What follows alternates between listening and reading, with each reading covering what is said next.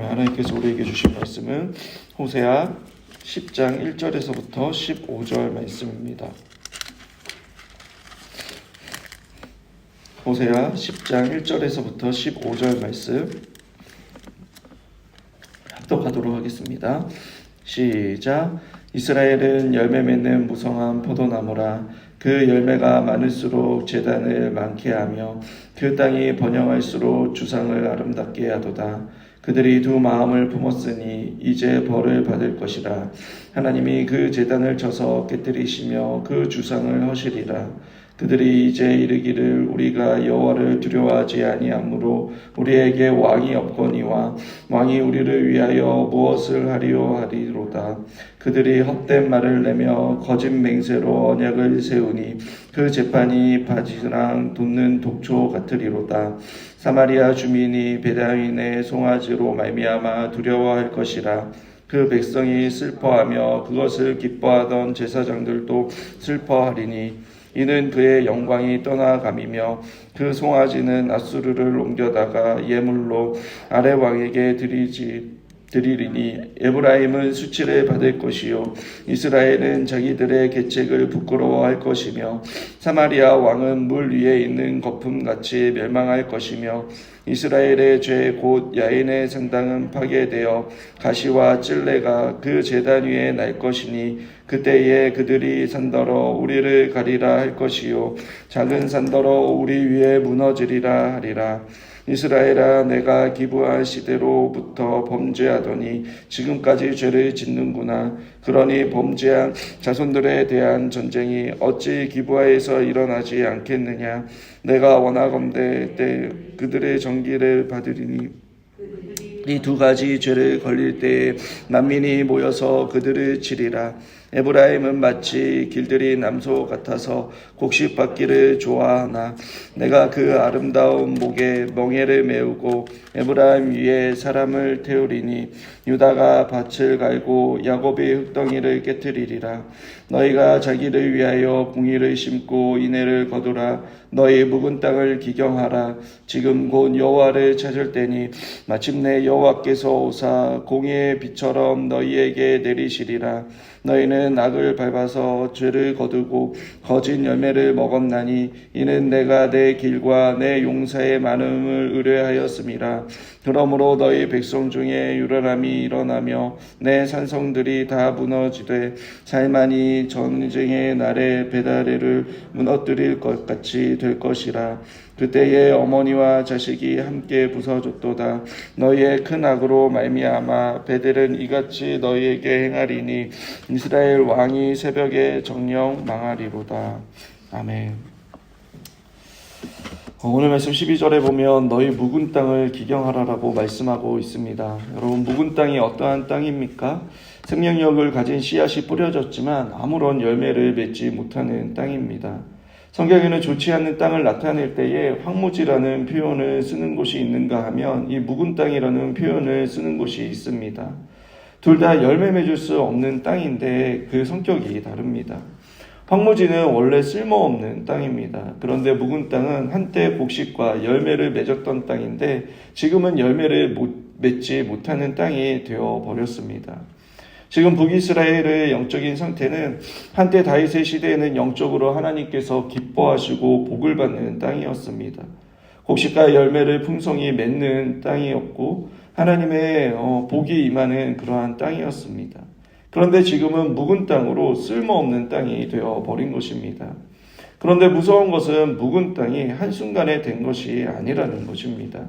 조금씩 하나님의 말씀을 무시하고 형식적으로 예배하고 혼합주의의 우상을 숭배하고 그렇게 차츰 하나님과 멀어져 자신도 모르게 척박하고 쓸모없는 그러한 묵은 땅이 된 것입니다. 그러한 인생에는 소망이 없습니다. 무엇인가 하려고 하며 금세 시들어버리고 손에 움켜진 모래처럼 사라져 버립니다. 우리는 어떻습니까? 우리의 마음이 강팍해져 있지 않습니까? 수많은 이야기와 만나는 사람들 틈에서 하나님의 말씀이 기준이 되어 분별하며 하나님을 의지하고 동행함으로 하나님께서 주시는 그 하늘의 신령한 복으로 맡겨주신 사명을 감당하며 살아가고 있습니까? 저와 여러분을 통해 하나님께서 하실 일들을 기대하며 살아가고 계십니까? 만약 그렇지 않다면 우리 안에 갈아엎고 다시 새롭게 변화되어야 할 무엇인가가 우리 안에 있다라는 것입니다. 우리의 마음을 병들게 하고 하나님과 멀어지게 만드는 것을 성령의 조명하심 가운데 발견하며 제거해야 하는 것입니다. 특별히 하나님께서 우리에게 주신 그 지정의의 영역에서 우리는 날마다 묵은 땅을 갈아엎어야 합니다. 하나님께서는 우리를 통해 일하실 때에 전인격적으로 일하시고 하나님과 동행하며 하나님을 경험하기를 원하십니다. 아시다시피 지는 생각 또는 사고이고 이성을 말합니다. 또 정은 감정과 정서이고 의는 의지인데 특별히 습관에 대한 부분입니다. 이 세 가지 영역에서 우리의 묵은 땅이 있습니다. 흔히 사람은 쉽게 변하지 않는다고 합니다. 정말 쉽게 변하지 않습니다. 그러나 성경에서는 예수 그리스도의 안에 있으면 새로운 피조물이라고 말씀하고 있습니다. 즉 거듭난 사람은 예수 그리스도로 말미암아 모든 것이 변화되었다라고 말씀합니다. 그래서 이전 것은 지나갔으니 보라 새 것이 되었도다라고 선포하고 있습니다. 혹 내 생각과 사고가 자기중심적이고 세상에 치우쳐져 있다면 하나님 방식이 아닌 여전히 세상 방식으로 작동하고 움직이고 있다면 그럼 그것을 발견하고 갈아엎어야 합니다. 하나님은 성경을 통해 우리가 옳고 그름을 분별할 수 있고 또 하나님의 뜻을 깨달으며 말씀을 통해 하나님을 깊이 탐구할 수 있도록 우리에게 지성과 이성을 선물로 주셨습니다. 또 하나님께서는 인간을 창조하시고 감정을 주셨습니다. 아낌없이 베푸시는 그 하나님의 호의에 감격하고 기뻐하며 만족하며 감사할 수 있도록 해주셨습니다. 그러나 아담의 타락 이후 우리는 너무나 쉽게 다른 이들을 시기하고 질투하고 미움과 원망과 불평과 불안과 불만을 합니다. 이 역시 하나님께서 기뻐하시는 모습이 아닌 것입니다. 그렇게 우리의 감정과 정서 역시 날마다 새로워져야 하는 것입니다. 또 의지는 하나님의 뜻을 기뻐함으로 따를 수 있도록 주셨습니다. 그러나 죄로 인하여 하나님께서 말씀하신 것을 기뻐하지 않고 죄가 주는 그 쾌락과 또 즐거움 가운데 죄의 습관을 가지게 되는 것입니다. 만약 우리 안에 이러한 생각과 감정과 의지에 대한 부정적인 것이 있다면 그럼 새로운 피조물이 되었지만 우리의 연약함과 죄를 고백하며 하나님 앞에 우리의 마음을 갈아엎어야 하는 것입니다.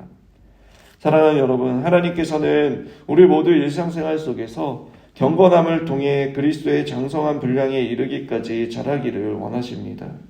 내가 만나는 사람, 내가 처한 상황, 내가 하는 모든 일 가운데 하나님을 의식하고 하나님의 말씀을 기준으로 생각하고 순종함으로 변화되길 주님은 원하시는 것입니다. 그런데 여러분, 묵은 땅을 내가 갈아엎는다고 해서 자동적으로 옥토가 되고 열매를 맺을 수 있습니까? 아니, 없습니다. 절대로 내가 갈아엎는다고 곡식을 거둘 수 있고 열매를 맺을 수 있다는 보장이 없습니다. 갈아엎어도 비가 내리지 않는다면 그럼 열매를 맺을 수 없는 것입니다. 싹이 나고 잎이 자란다 하더라도 그럼 메뚜기 때가 오면 모든 것을 갈아먹기에 열매를 맺을 수 없습니다. 우리가 어떻게 새로운 피조물이 되었습니까? 바로 예수 그리스도의 죽으심과 부활하심을 믿음으로 말미암아 새로운 피조물이 되었습니다. 성령님이 우리 안에 내주해 주심으로 예수 그리스도와 연합하여 새롭게 거듭난 인생이 되었습니다. 그 십자가를 통해 하나님 아버지의 사랑과 또 예수 그리스도의 은혜와 성령의 교통하심을 통해 거룩하신 그 삼위 하나님 앞에 설 때에 우리는 비로소 우리 자신의 진정한 모습을 볼 수 있습니다.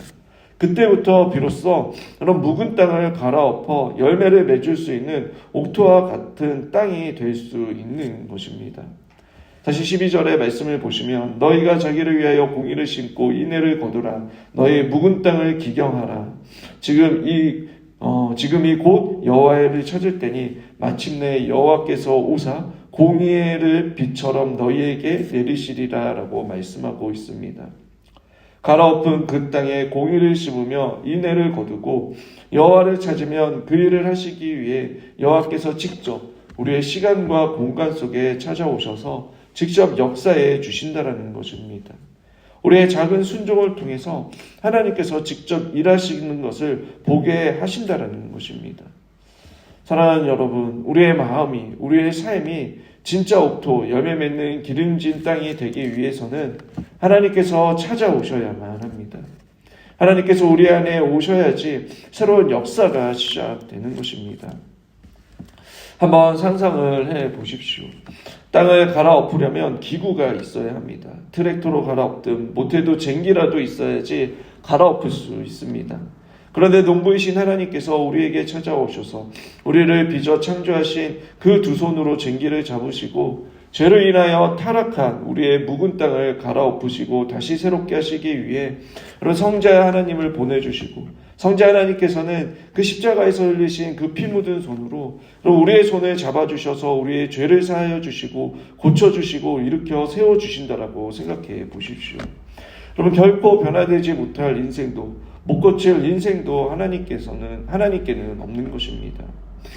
그 하나님의 사랑과 은혜를 베푸시기 위해 여러분, 하나님께서 우리에게 원하시는 것이 한 가지가 있다면, 여러분, 우리의 인생의 주님과 멀어짐으로 인해 마음이 강팍하여지고 또 죄로 인한 그 시험과 유혹이 오거나 넘어질 때에 우리 안에 묵은 땅을 갈아엎겠다라는 그 마음을 가지고 주님께서 주시고 계시는 그 쟁기를 우리 역시 잡아야 하는 것입니다. 그러면 십자가의 그 보혈에 흘리신 그 손으로 우리의 손을 덮어 우리를 다시 하나님께로 돌이킬 수 있도록 해주시는 것입니다. 우리의 생각과 감정과 의지를 다시 재설정하여 하나님의 영광을 위해 살도록 해주신다는 것입니다. 그렇다면 우리의 마음을 갈아엎을 수 있는 그 도구, 쟁기가 무엇이겠습니까? 우리에게 주신 은혜의 도구가 무엇입니까? 너무나 잘 알고 있다시피 첫 번째는 말씀입니다. 하나님의 말씀을 통해 우리의 묵은 그 생각을 갈아엎을 수 있습니다. 성령님께서 말씀을 통해 조명해 주셔서 우리를 설득하심으로 또 하나님에 대한 지식과 믿음을 주심으로 우리를 변화시키십니다. 두 번째로 하나님께서 우리에게 주신 그 은혜의 방편은 기도입니다. 우리는 기도를 통해 특별히 감정의 묵은 땅을 갈아엎을 수 있습니다. 기도는 삼위 하나님과의 친밀한 사귐을 갖는 자리입니다. 하나님 앞에 모든 것을 다 이야기할 수 있습니다. 그리고 그것을 하나님께서 다 받아주십니다. 여러분, 다윗을 보십시오. 하나님 앞에 저주와 원망, 탄신과 두려움, 그 모든 감정을 하나님 앞에 다 쏟아붓습니다. 그런데 하나님께서는 그것을 죄라고 말씀하지 않습니다. 왜냐하면 하나님께 다 쏟아붓기 때문입니다. 그러면서 자신의 나쁜 감정, 부정적인 생각을 버리고 하나님의 마음과 하나님의 뜻으로 가득 채우는 다윗의 모습을 보게 됩니다. 마지막으로 하나님께서 우리에게 은혜의 방편으로는 적극적으로 선을 행하는 것입니다. 작은 것부터 우리가 믿는 것을 순종할 때에 거룩한 습관으로 경건한 삶을 살아갈 수 있습니다. 우리가 거룩한 습관을 갖게 된다면 그럼 그 안에서 주님으로부터 누리는 그 영적인 기쁨과 즐거움, 그 하늘의 신령한 또 복으로 인하여 그것 또한 우리 안에서 커져가게 될 것입니다. 예전 것은 버리고 새로운 것들로 새롭게 변화된 그 삶 속에서 더 큰 은혜와 기쁨을 누리며 살아가게 될 것입니다. 사랑하는 여러분, 말씀을 정리하겠습니다. 혹 우리 안에 묵은 땅이 되어가고 있는 것이 있지 않습니까? 나의 생각과 감정과 습관이 하나님 보시기에 기뻐하지 아니하는 그러한 땅으로 변화되어 있지 않은지, 아니면 이미 변화되어 포기하고 있는 것은 없는지 살피는 이 시간이 되길 원합니다. 우리에게 주시는 영적인 쟁기, 말씀과 기도와 순종을 가지고 묵은 땅을 갈아엎으려고 할 때에 우리 안에 내주해 주시는 성령님께서 우리를 옥토와 같이 변화시켜 주실 것입니다. 하나님께서 부르시는 그날까지 하나님께 쓰임받는 그러한 은혜의 비를 우리에게 날마다 부어주실 것입니다. 누가복음 9장 62절에 예수께서 이르시되 손에 쟁기를 잡고 뒤를 돌아보는 자는 하나님 나라에 합당하지 아니하니라 하시니라 라고 말씀합니다. 우리의 손에 무엇이 들려 있습니까? 하나님께서 주시는 그 쟁기를 잡고 전진하시길 바랍니다. 그 예수님의 손이 여러분의 손을 붙잡아 하나님의 나라에 합당한 저와 여러분이 되게 해주실 것입니다. 그 은혜를 통해 하나님의 귀한 일꾼이 되시는 저와 여러분이 되시길 주님의 이름으로 축원합니다. 오늘 우리에게 주신 말씀을 붙잡고 함께 기도하겠습니다.